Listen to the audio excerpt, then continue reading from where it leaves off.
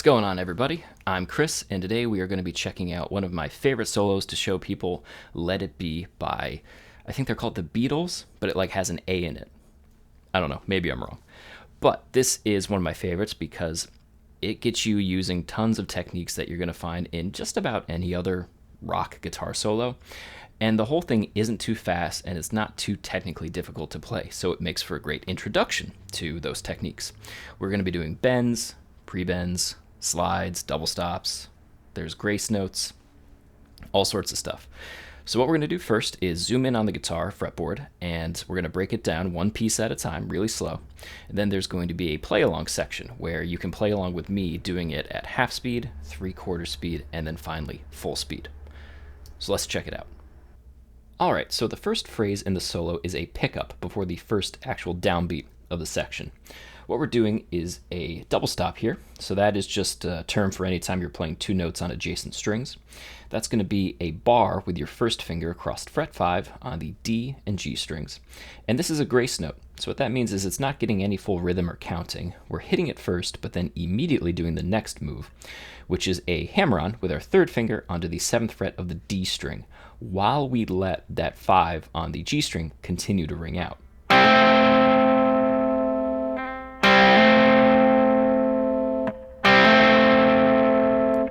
Now, after we do that hammer-on, we just let go with our third finger and pick 5 and 5 again. Then our third finger is going to go down to the 7th fret of the A string and slide into fret 5 on the A string as well. Okay, so we have this for our pickup phrase. The reason we're using our third finger to slide from 7 to 5 is so that we can set ourselves up to use our first finger on the 3rd fret of the A string for the next phrase. We hit that twice. Then it's another grace note slide, this time from fret 5 back up to 7 with the 3rd finger. You're going to go back up to 5 on the D string and play that twice. Back to 7 on A, and then back up to 5 on D. So here's that phrase.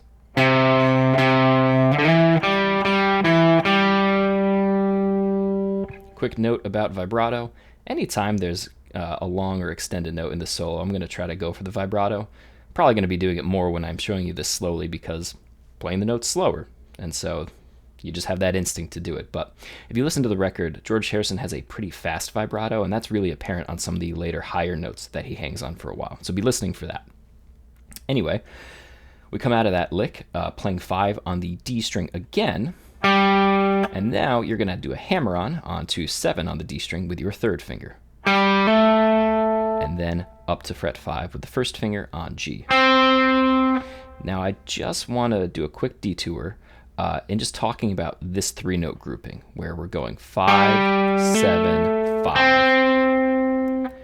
If you want to incorporate some of the stuff that he's doing in the solo into your own playing, I found it's really helpful, not even to dive into full scale shapes and patterns, but just to find these kind of small chunks or clusters of notes that he seems to be leaning on a lot. And he's going to be doing that. This move right here is a super common group of notes to be playing in the major pentatonic scale, or in our case, C major pentatonic more specifically. Now he's hitting this a lot. Later on, spoilers for what's coming later in the solo, we're going to do that same little cluster or chunk of notes up an octave. And so that's going to be found starting on the B string, fret 8. So I can use my first finger to play that, just like how I was playing 5 on the D string. I can go up to 10, also on the B string, and then up to my next octave root note, C, here on the 8th fret. It's great to have sort of a mental map of where these little sections are, because then it gets you playing the kind of the similar licks all over the fretboard. You don't want to just be stuck in this one area. You want to know, like, oh yeah, this thing just repeats up the neck in a higher octave. And then bonus, he doesn't really go this low in the solo, but if you want a lower octave from where we were just hanging out, you can go back to this low C on the 3rd fret here on the A string. And if I go down a string to fret 3 on the E string, I get this. So 3 octaves of this same little group are 3, 5, 3, up to start on the D string, 5, 7, 5, and then up to the B string, 8, 10, 8. All right, D2 are over. So we just did that lick, and we have our first big bend of the solo. We're grabbing the 7th fret on the G string, and we are pushing that up a full step. Now, I'm going to leave it up there, and I'm going to pick it again when it's at the top of the bend, and then bring it down. All right, so we have this. And then I resolve that back to my 5th fret C note on the G string. So here's that lick together.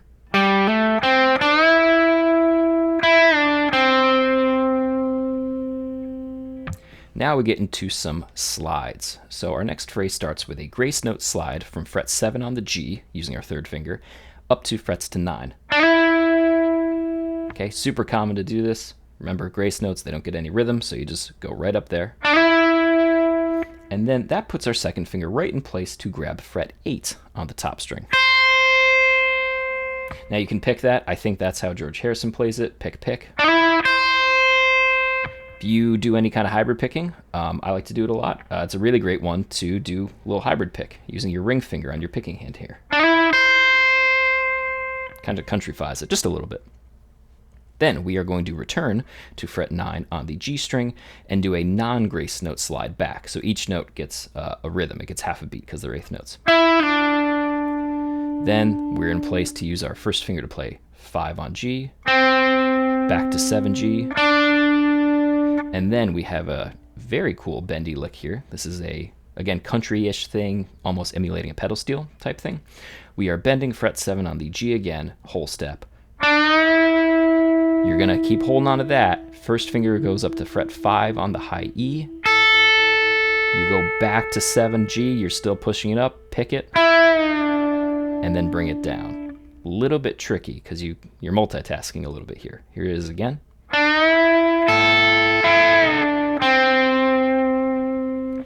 It's okay to make that sound a little gnarly.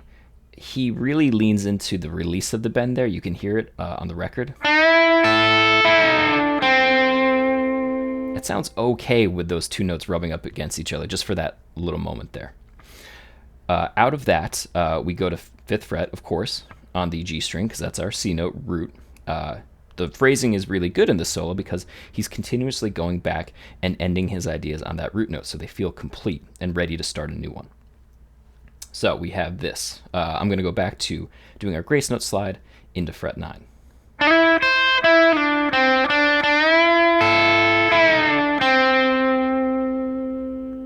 All right, now we are going down to fret 7 on the D string with our 3rd finger and then doing a pull off to 5 twice. So pick, pull, pick, pull. Another grace note slide from 7 to 5 on the A string. Then I hit 3 on the A string, back up to 5, and then resolving on 3. You'll remember this is our low C note right here. So here's that little chunk.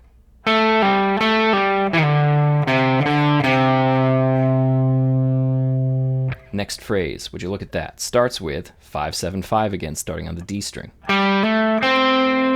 You hit 5 again on G, back down to 7D, back up to 5G, another grace note slide from 7 to 9, seeing a pattern. Now this time we're going to use our 2nd finger to play 8 on the B string.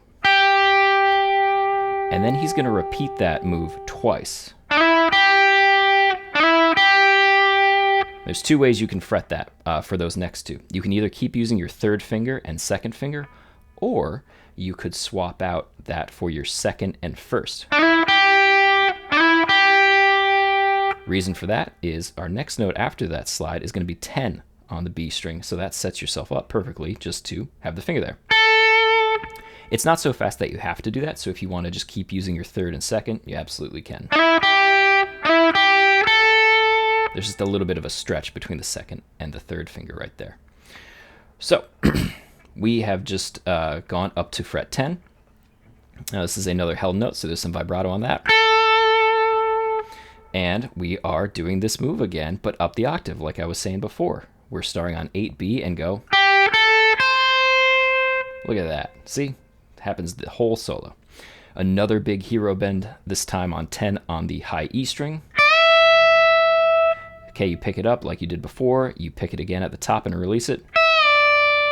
And then we do a little back and forth, 8, 10, 8.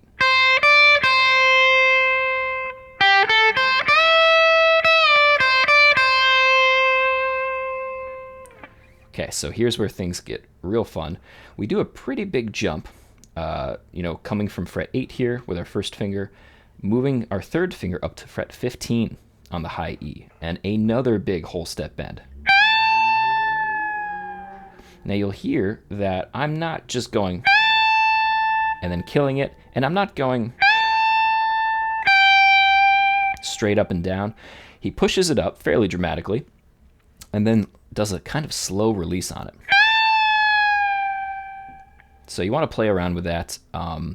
Out of context, it can sound kind of weird, like some sort of sad little creature. But if you listen to the record, you'll hear him kind of lean into that slow descent of it. And with reverb, delay, all sorts of fun stuff. I got a little reverb on right now. It sounds cool, very expressive. Now that leads into going down to 15 on the B string with the same finger, and now we're going to execute a pre-bend. So as the name implies, you're going to bend the string up a whole step first, then pick it and release. That goes down to 13 on the B string with the first finger.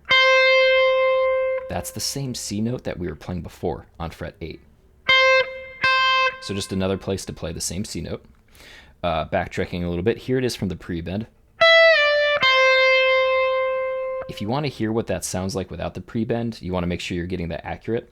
The equivalent thing without any bends is going up to 17, right? Whole bend is 2 half steps equaling 2 frets, and going, right? We're just walking down, mi, re, do.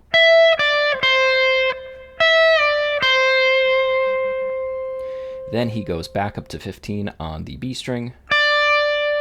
Another pre-bend. Repeat that same move of going 13, 15, and our last note, you guessed it, is 13 there on the B string. So here's our final thing.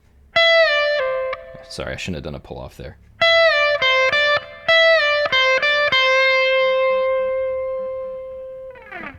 And there it is.